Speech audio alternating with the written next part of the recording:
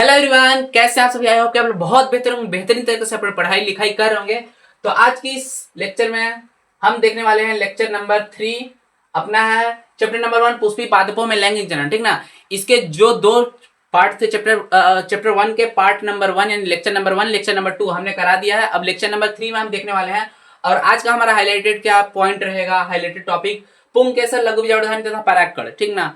1.2.1 ठीक ना? 1.2.1 ये एनसीईआरटी में हमारा दिया हुआ है, टॉपिक नंबर है, जिसके अंतर्गत आते हैं पुंकेसर की संरचना, कि पुंकेसर की संरचना कैसी होती है, परागकोश की संरचना कैसी होती है उसको देखेंगे, और लघु बीजाणुधानी की संरचना कैसी होती है। इसमें इंपॉर्टेंट हमारे ये है, ठीक ना?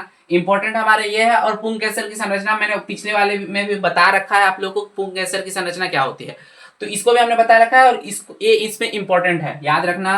मैं एक बार फिर से बता रहा हूं, ये इसमें बहुत ज्यादा इंपॉर्टेंट है। और ये तो परागकोश की संरचना है, तो जनरली बात है परागकोश से ही आता है लघु बीजाणुधानी, तो उसको हम आपको समझाएंगे। ठीक ना? तो चलिए हम अपना लेक्चर को शुरू करते हैं। तो देखिए, पहला लिखा है पुंकेसर। तो पुंकेसर किसे कहते हैं, पहले ये समझिए। पुंग एक हमारा ऐसा है, ठीक ना? आई होप कि दिख रहा होगा, मैं थोड़ा हटूंगा तो दिख जाएगा, नहीं दिखता होगा फिर भी। ठीक, ये होता है हमारा परागकोश। मैं थोड़ा बड़ा लिखने की कोशिश कर रहा हूँ क्योंकि बहुत छोटा मैं लिखता हूँ, मुझे खुद नहीं दिखता है। ठीक ना? ये होता है हमारा परागकोश, और यहाँ पास योजी जुड़ा होता है। ठीक ना? योजी जिसको कनेक्टिव बोलते हैं। परागकोश को एंथर बोलते हैं, क्योंकि कितने न जाने कितने भाई बहनों ने मुझे बोला कि भैया इंग्लिश नाम को बताइएगा, तो इंग्लिश नाम मैं याद रखूंगा भाई। ठीक ना? वैसे मैं बताता हूँ, लेकिन मैं सोचता था क्या ही बताऊं, तो चलो बता दूंगा आपसे। और ये जो होता है इसको हम बोलते हैं पूतंतु। ठीक ना? पूतंतु, जिसको हम फिलामेंट हिंदी में बोलते हैं, सॉरी इंग्लिश में बोलते हैं फिलामेंट। ठीक ना? ये हो गया हमारा फिलामेंट, ये हो गया हमारा पुंकेसर की संरचना। ध्यान देना, पुंकेसर की संरचना, पुंकेसर की संरचना।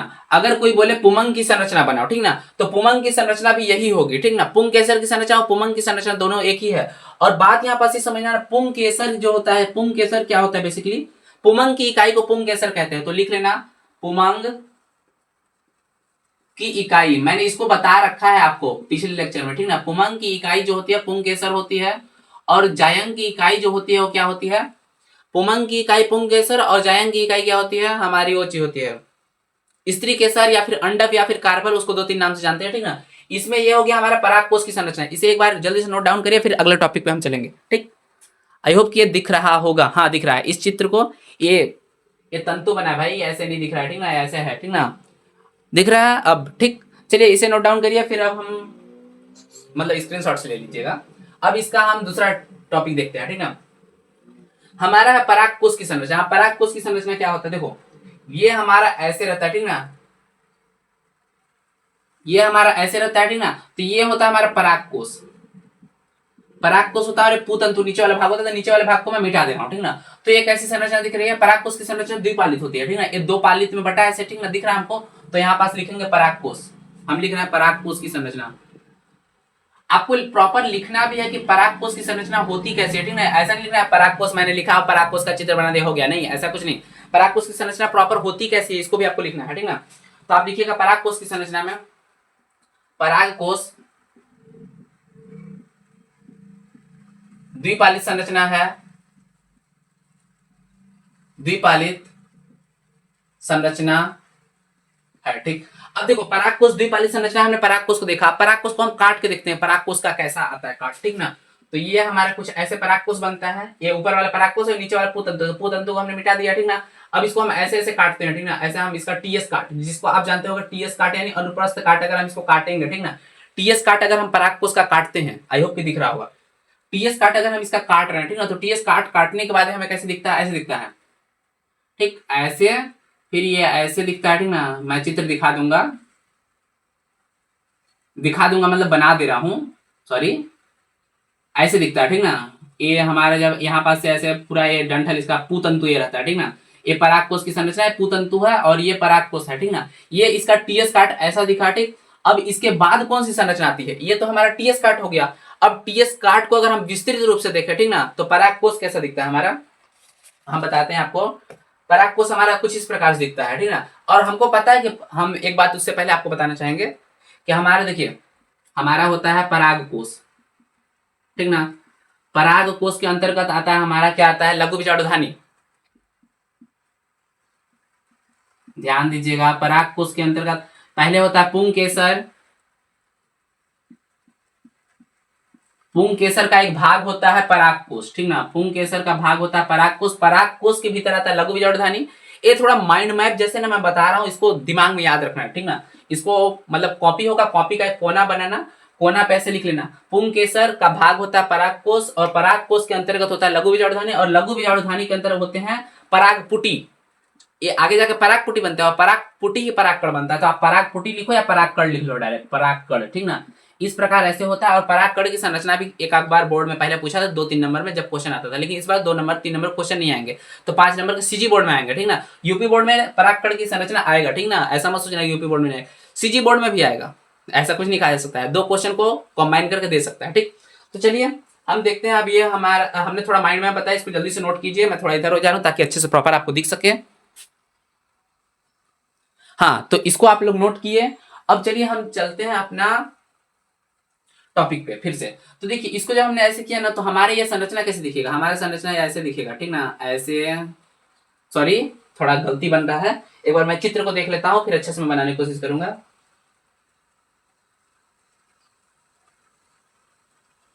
ठीक, ऐसा कुछ बनेगा भाई, अच्छे से मेरा चित्र नहीं बनता है।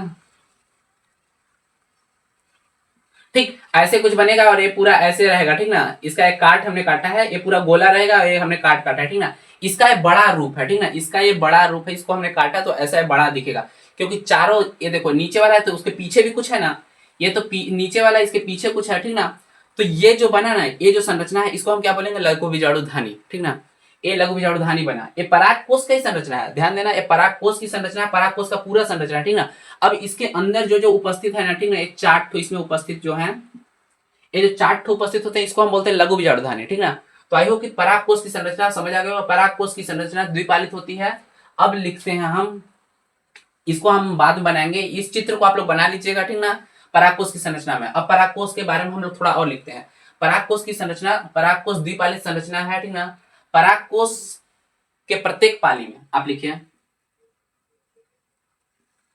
अरे भैया चल जा, मार्कर इशू हो रहा है। परागकोश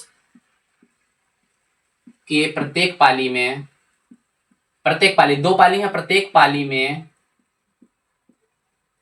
2 थीका या 2 प्रकोष्ठ, 2 थीका या 2 प्रकोष्ठ उपस्थित होते हैं, ठीक ना। 2 प्रकोष्ठ उपस्थित होते हैं। अब यहां लिखो, प्रत्येक प्रकोष्ठ में या प्रत्येक प्रकोष्ठ में या प्रत्येक थीका में, एनसीईआरटी इसको थीका बोलता है, इसको प्रकोष्ठ भी बोलते हैं, कोष्ठ भी बोलते हैं, ठीक ना। हमने बनाया ना 4 ठो ऐसे, वो 4 ठो प्रकोष्ठ है, ठीक ना। प्रत्येक थीका या फिर प्रकोष्ठ या फिर कोष्ठ, ठीक ना, प्रत्येक प्रकोष्ठ में एक लघु बीजाणुधानी, लघु बीजाणुधानी उपस्थित होती है, ठीक ना।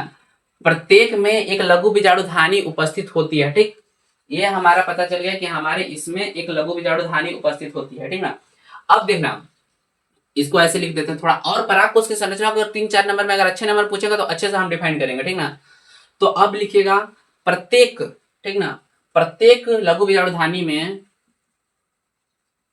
प्रत्येक लघु बीजाणुधानी, ऐसे लिखो, प्रत्येक लघु बीजाणुधानी, सॉरी थोड़ा सा परेशानी हो गया था, मम्मी का कॉल आ गया था तो थोड़ा वीडियो रुक गया था, ठीक ना। तो देखिए, अब हम आगे लिख सकते हैं, प्रत्येक लघु बीजाणुधानी में, ठीक ना, अच्छे से लिखना, मैं थोड़ा बोर्ड पे लिखता हूँ, इस वजह से मैं अच्छे से नहीं लिख पाता हूँ, ठीक ना, क्योंकि लिखूंगा अच्छे से तो बहुत धीरे लिखना पड़ेगा। अब देखिए, प्रत्येक लघु बीजाणुधानी में क्या होता है, प्रत्येक लघु बीजाणुधानी में परागपुटी भरे होते हैं, ठीक ना, भरे होते हैं। प्रत्येक लघु बीजाणुधानी में परागपुटी भरे होते हैं, जो आगे चलकर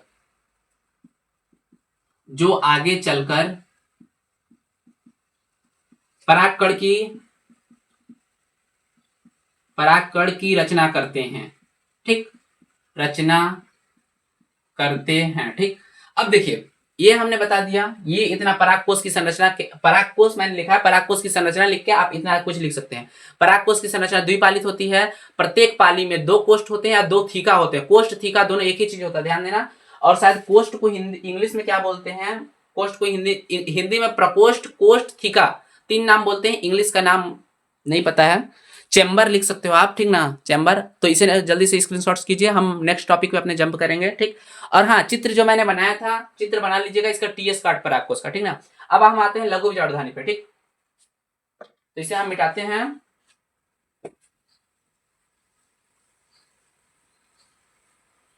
अब पुमंग की इकाई पुंकेसर है, मैंने बता दिया, उसको आपने आई होप की लिखा होगा। अब देखते हैं हम लघु विजाणुधानी की संरचना, ठीक। हमने बताया था कि लघु विजाणुधानी क्या होता है, ठीक। तो देखिए, लघु विजाणुधानी की संरचना देखने से पहले हम उसका चित्र बनाते हैं, ठीक ना।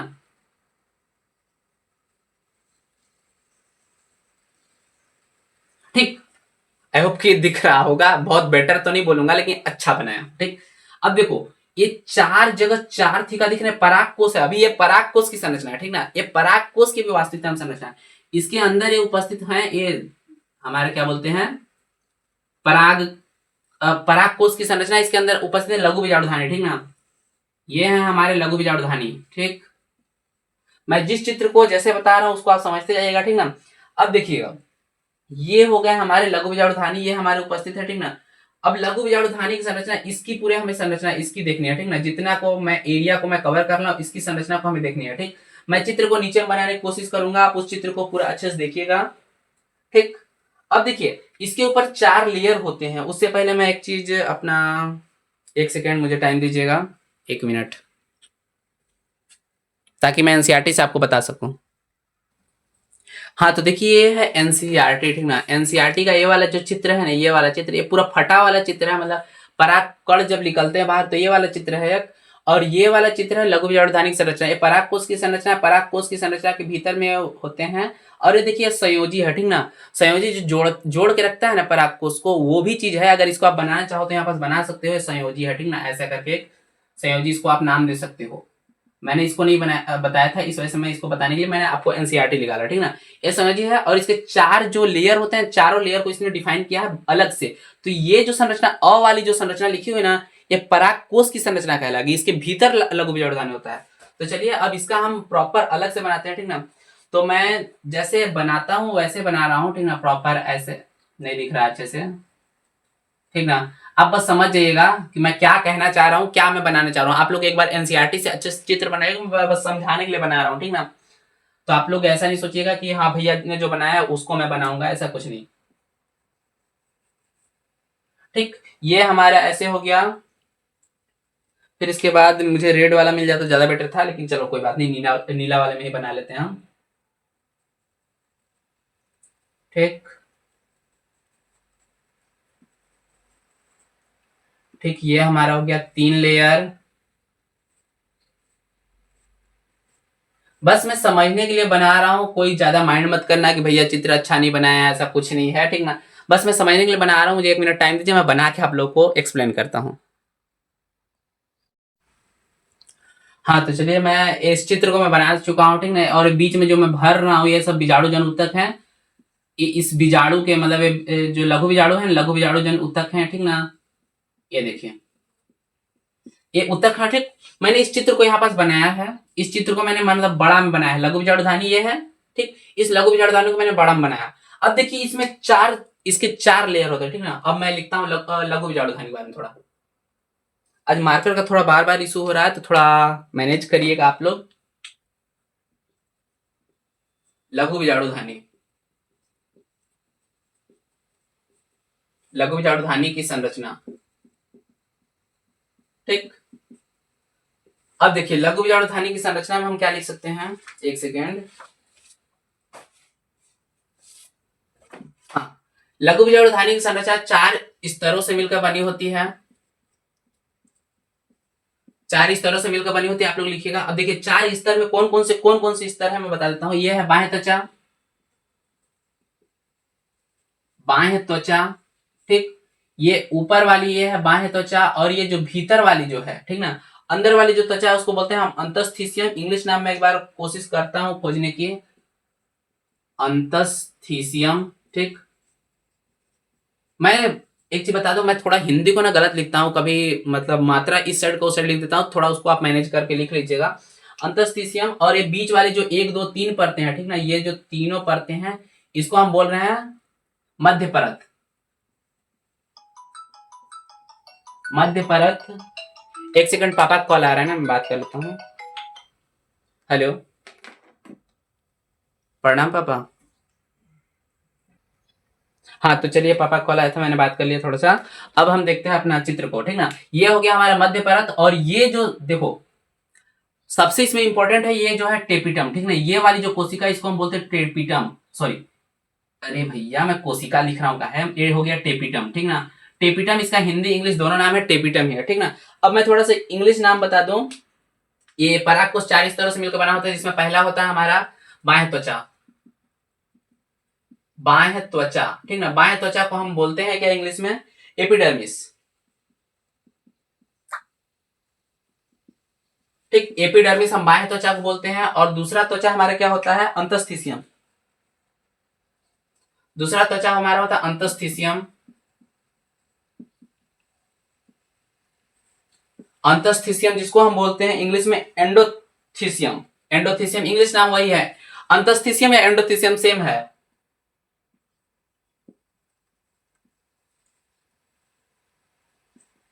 ठीक, ये हो गया एंडोथिसियम। और ये हो गया तीसरा हमारा जो हो गया मध्य परत, मिडिल लेयर।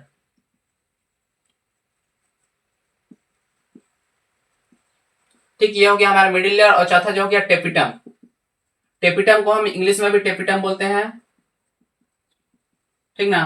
टेपिटम। और one of the most important, इन चारों स्तरों में सबसे ज्यादा इंपॉर्टेंट है हमारा वो है टेपिटम, ठीक ना। इसके बाद हमारी कोई संरचना नहीं बची। हाँ, लघु विवर्धन संरचना हमारी लास्ट टॉपिक है। इसके बाद हमारा ये जो है लास्ट हमारा टेपिटम, ठीक ना। टेपिटम मोस्ट आईएमपी इन सारे में। अब देखिए ये है पूरी संरचना, ऐसे संरचना बनाइएगा, ये लघु विवर्धनिक संरचना। मैं चित्र लिख दे रहा हूं, ठीक ना। यहां तक दिख रहा है? नहीं दिख रहा है? ना दिखे तो बताइए क्या करना भाई मेरे। चित्र लिख लीजिएगा, लघु बीजाणुधानी। चित्र को देखो, चित्र का नाम हमेशा बोर्ड में पैटर्न क्या है, चित्र के नीचे हमेशा लिखना, ठीक ना। लघु बीजाणु धानी की संरचना। अब आप लोग बोलोगे कि भैया लघु बीजाणुधानी कब से चिल्ला रहे, लघु बीजाणुधानी का ही नाम नहीं बताया। तो लघु बीजाणुधानी को बोलते हैं माइक्रोस्पोरेंजिया, ठीक ना। माइक्रोस्पोरेंजिया लघु बीजाणुधानी को बोलते हैं, ठीक। तो इसको आप लोग लिख लेना, लघु बीजाणुधानी को माइक्रो SPORENGIA माइक्रोस्पोरेंजिया, ठीक ना। ठीक ना, ये माइक्रोस्पोरेंजिया हो जाता है लघु बीजाणुधानी। पुंकेसर को हम पुंकेसर को हम क्या बोलते हैं? स्टेमिन, ठीक ना। स्टेमिन इसको बोलते हैं। और परागकण को हम क्या बोलते हैं? हमारे एक पॉइंट छूट रहा है, परागकण, ठीक ना। परागकण को भी मैं थोड़ा सा बता दूंगा। ये होता है हमारा परागकण। अब परागकण को हम बोलते हैं पोलन ग्रेन। ये हो गया हमारा पोलन ग्रेन, परागकण। और परागकोश को हम बोलते हैं एंथर, ठीक। लघु बीजाणुधानी की संरचना को हम बोलते हैं, लघु बीजाणु को हम बोलते हैं माइक्रोस्पोरेंजिया, मैंने आपको बता दिया, ठीक ना। अब देखिए ये हो गया हमारा टेपिटम, ठीक ना। अब हम इसमें थोड़ा इन सारी चीजों को बता देते हैं, ठीक ना। देखिए मध्य, ये जो बाह्य त्वचा जो होता है एक स्तरीय होता है, ठीक ना। बाह्य त्वचा एक स्तरीय होता है। इसका कार्य क्या है? सुरक्षा प्रदान करना। बस इन सारी चीजों को जानो। बाहर का लेयर है तो जाहिर सी बात है, ये देखो ये बाहर का जो लेयर है, ठीक ना, मैं बना दे रहा हूं। एक लेयर, दो लेयर, तीन लेयर, चार लेयर, ठीक ना। चार लेयर। तो ये टेपिटम हो गया, ये हो गया बाह्य परत। तो ये इसका कार्य क्या है? सुरक्षा का, ठीक ना। ये सुरक्षा देने का क्या कौन सा है? बाह्य परत है, जो कि सुरक्षा देने का कार्य करता है। इसको इंग्लिश में क्या बोलते हैं? इंग्लिश में इसको हम बोलते हैं एपिडर्मिस, ठीक ना। इसका कार्य है सुरक्षा देना, ठीक। और अंतस्थिसियम ये भी एक स्तरीय होता है। ये है हमारा अंतस्थिसियम, जो ब्लैक कलर से मैंने ऐसे ऐसे बनाया है। ये हो गया हमारा अंतस्थिसियम, एंडोथिसियम, ठीक ना। एंडोथिसियम का कार्य क्या होता है? ये आर्द्रता ग्राही होता है, यानी कि पानी को एब्जॉर्ब करता है, ठीक ना। पानी जितने भी बाहर के पानी, अगर मान लो पुष्प पे पानी गिरा तो ये आर्द्रता ग्राही होता है, पानी को अवशोष कर लेता है, जल का अवशोषण कर लेता है। और जब परागकण जब ओची हो जाता है ना, लघु बीजाणुधानी जब परागकण भर जाते हैं तो फूटने में उसको मदद करता है, इस फूटन में मदद करता है, इसका कार्य है। और इसके अंदर अल्फा सेलुलोज का नीचे पर डिपोजिशन पाया जाता है। इसको आप लोग ना दिमाग में रखो तो भी चल जाएगा, ठीक ना। लेकिन ये पता करना कि स्फुटन के लिए, मैं लिख देता हूं थोड़ा, स्फुटन के लिए अंतस्थिसियम, ठीक ना। इसका कार्य क्या बोलते हैं? सुरक्षा प्रदान करना। और इसका कार्य क्या है? स्फुटन के लिए। और ये आर्द्रता ग्राही है, ठीक ना। भैया जब जल भरेगा तभी तो फूटेगा ना, जल भरेगा तो परागकण जो होगा परिपक्व होगा, परिपक्व होगा तो फूटेगा, ठीक है। और मिडिल लेवल जो मध्य मध्य परत होता है वो 1 से 3 स्तरीय होता है। देखो मैंने 1 लेयर 2 लेयर 3 लेयर मैंने बनाया है, 3 स्तरीय होता है। मिडिल लेयर 3 स्तरीय होता है, ध्यान देना। मिडिल लेयर 1 से 3 स्तरीय तक होता है, ठीक ना। 1 लेयर भी हो सकता है, 3 लेयर भी हो सकता है, 1 से 3 लेयर तक ये हो सकता है मिडिल लेयर, ठीक ना। 1 से 3 स्तरीय, ठीक। 1 से 3 स्तरीय हो सकता है। इसका क्या होता है, मध्य परत मृतक उत्तक के बने होते हैं, ठीक ना। पेरेनकाइमा, पेरेनकाइमा जो हमारे ये बोलते हैं सेल्स, ठीक ना। Parenchyma cells, parenchyma tissue, sorry, tissue के बने होते हैं, इनको हम बोलते हैं मध्य परत, ये जो बीच में बने हुए हैं, ठीक। इतना इंपॉर्टेंट नहीं है, ये भोजन का संग्रह करते हैं। इनका कार्य जो होता है भोजन का संग्रह करना, ठीक ना। इनका कार्य याद रखना, भोजन का संग्रह, भोजन का संग्रह, ठीक। ये बस आप ऊपर ऊपर से याद रखना, इसको आप लोग पॉइंट बना बना के लिख लेना। इसका कार्य सुरक्षा देना होता है, इसका कार्य स्फुटन में सहयोगी होता है तथा ये आर्द्रताग्राही होता है, ठीक। और मध्य परत का कार्य क्या होता है, भोजन को संग्रहित करना, तथा ये 1 से 3 स्तरीय तक हो सकता है। आप प्रॉपर लाइन बाय लाइन नीचे लिखोगे, ठीक ना, उसके डिफिनेशन। और टेपिटम, टेपिटम सबसे ज्यादा इंपॉर्टेंट। टेपिटम को मैं थोड़ा समझाना चाहूंगा और बताना चाहूंगा, ठीक ना। मैं इसको मिटा लूं तब तक, 1 मिनट। मैं पता नहीं कहाँ कहाँ रख पाता हूं मिटाने वाले चीजों को, कोई ना।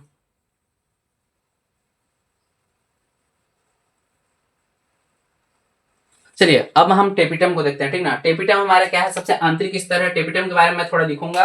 एक काम करिए तब तक आप लोग इस चीज को, ठीक ना, इसको पूरा आप लोग इसका जल्दी से एक स्क्रीनशॉट लीजिए ताकि मैं इसको मिटा सकूं और मैं टेपिटम के बारे में थोड़ा सा बता सकूं, ठीक ना।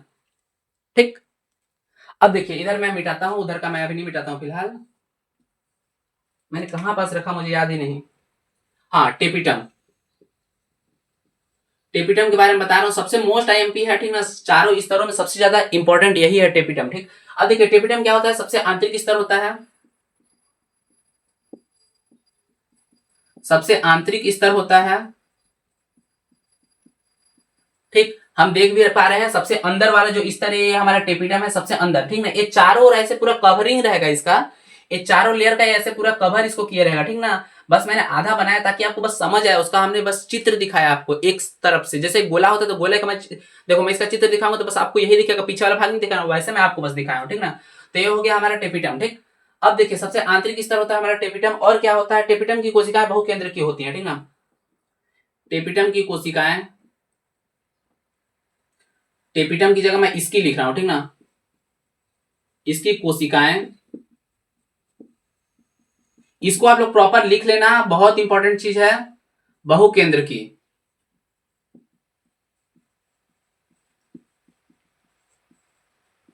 ठीक ना। ये जो टेपिटम है, ये जो टेपिटम है, इस टेपिटम की कोशिकाएं जो है ना ये एक केंद्र की नहीं है, ये बहुकेंद्र की है, ठीक ना। ये ध्यान देना। एक वैसे मैंने इसको केंद्रक नहीं बनाया, ये बहुत बहुकेंद्र की होती है, यानी इसमें एक के ज्यादा, मतलब एक से ज्यादा केंद्रक उपस्थित होते हैं उसको बहुकेंद्र की बोलते हैं। तो इसमें एक से ज्यादा हमारे केंद्रक उपस्थित है, ठीक ना, इसलिए बहुकेंद्र की हो गया, ठीक। इस पॉइंट को याद रखिएगा और दिमाग में रखिएगा, ठीक ना।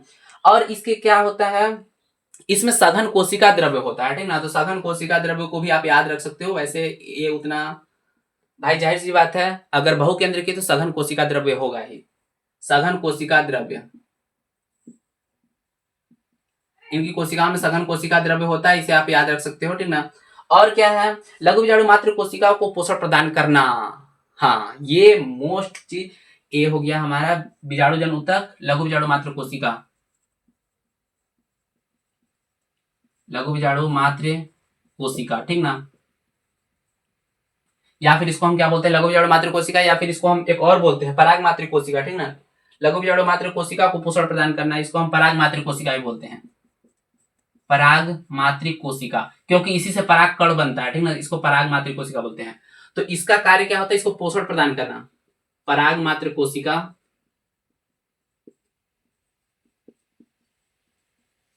या फिर बीजाणुजन ऊतक को, इसको मैं बीजाणुजन ऊतक लिखूं ज्यादा बेटर रहेगा, क्योंकि बीजाणु के अंदर भरे हुए तो बीजाणुजन ऊतक इसको हम बोल सकते हैं।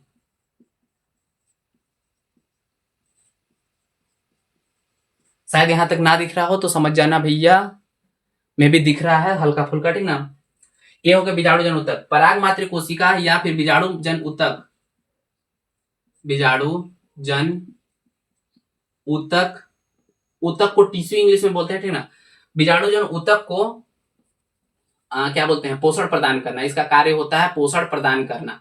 अब देखो हमने बताया था आपको, अभी एक सेकंड, हमने बताया था ये जो हमारा मिडिल लेयर होता है, ठीक ना, मध्य परत जो होता है हमारा, मध्य परत क्या करता है, भोजन को संग्रहित करता है। अब ये जो टेपिटम होता है, टेपिटम क्या करता है, इस मिडिल लेयर से भोजन को अपने पास लेता है, और इस जो भोजन को लेता है ना, वो किसको देता है, ये क्या बोलते हैं, पराग मात्र कोशिका यानी बीजाणु जन ऊतक को देता है, ठीक ना। ये इससे भोजन को लेकर इसको देता है, ठीक। आई होप कि समझ आ गया होगा। अब देखिए पराग मात्र कोशिका यानी बीजाणु जन ऊतक को ये पोषण प्रदान करता है, और क्या करता है, ये ना एंजाइम और हार्मोन का भी श्रावण करता है। एंजाइम, एंजाइम और हार्मोन, हार्मोन का भी श्रावण करता है। श्रावण, श्रावण, श्रावण मतलब उनको, मतलब निकालता है बेसिकली, उसका, उसको अपने शरीर से बाहर करता है, ठीक ना, उसको अपने कोशिका से बाहर निकालता है। एंजाइम और हार्मोन का भी श्रावण करता है, श्रावण करता है, ठीक। और एक और इसमें पॉइंट है जो कि मोस्ट इंपोर्टेंट पॉइंट है, इसको आप लोग बाद में समझाऊंगा। यह स्पोरोपोलिनिन का निर्माण करता है, ठीक ना, स्पोरोपोलिनिन, ठीक ना। स्पोरोपोलिनिन ध्यान देना इंग्लिश नाम है, इसको हम बोलते हैं यूलिस्काय, यूलिस्काय या पुलिस्काय ऐसे कुछ बोलते हैं, मुझे क्लियर याद नहीं है, मैं नेक्स्ट बार मैं बता दूंगा। यूलिस्काय बोलते हैं, पुलिस्काय आप लोग बता देना। मुझे जहां तक स्पोरोपोलिन को यूलिस्काय बोलते हैं, ठीक ना, स्पोरोपोलिन को हिंदी में यूलिस्काय बोलते हैं। स्पोरोपोलिन वैसे जनरली नाम को यूज किया जाता है, ठीक ना। तो स्पोरोपोलिन का निर्माण करता है, ठीक, याद रखना, स्पोरोपोलिन का निर्माण करता है। अब स्पोरोपोलिन क्या होता है उस चीज को हम बाद में बात करेंगे, और इसे जल्दी से नोट कीजिए, ठीक। इसका जल्दी से एक स्क्रीनशॉट लीजिए, फिर हम थोड़ा परागकण के बारे में बात करते हैं, और परागकण के बारे में, चलिए यहाँ पास को जो नहीं दिख रहा था उसे भी आप नोट डाउन कर लीजिएगा, ठीक ना। अब दिख गया होगा, ठीक। चलिए अब हम इसे मिटाते हैं, और हम थोड़ा परागकण के बारे में बात करते हैं। परागकण क्या होता है, हम जनरली ऐसे ही बता देना परागकण क्या होता है। देखिए हमने बात किया पुंकेसर होता है, पुंकेसर के अंतर्गत हमारा परागकोश होता है। परागकोश के भीतर हमारा क्या बनता है, लघु बीजाणुधानी बनता है। लघु बीजाणुधानी के अंदर जो होता है हमारा परागकण आता है। अब हम कल हम बात कर लेंगे परागकण के बारे में, ठीक ना। आज मेरे को थोड़ा लेट हो रहा है, मुझे कहीं जाना है, इस वजह से जल्दी से हम परागकण के बारे में थोड़ा सा इतना ही बात करते हैं। और हाँ, ये क्लास आपको कैसी लगी एक कमेंट प्यार से जरूर करिएगा, और अपने मित्रों तक शेयर करना ना भूलिएगा। मिलेंगे नेक्स्ट टॉपिक में, तब तक के लिए जय हिंद, जय भारत। और हाँ, आपको कौन सी क्लासेस चाहिए जल्दी से कमेंट करिएगा। और हाँ, आज आपका क्वेश्चन है परागकण का आकार कैसा होता है, गोलाकार या अंडाकार, ठीक ना। तो मैं बता दूं गोलाकार भी होता है, अंडाकार भी होता है, ठीक ना। तो आप लिखिएगा परागकण का आकार गोलाकार या अंडाकार होता है, ठीक ना। इसे आप कमेंट सेक्शन में लिखिएगा। बाकी मिलेंगे नेक्स्ट लेक्चर में, तब तक के लिए जय हिंद, जय भारत। अपने दोस्तों को जरूर शेयर करना। Bye bye.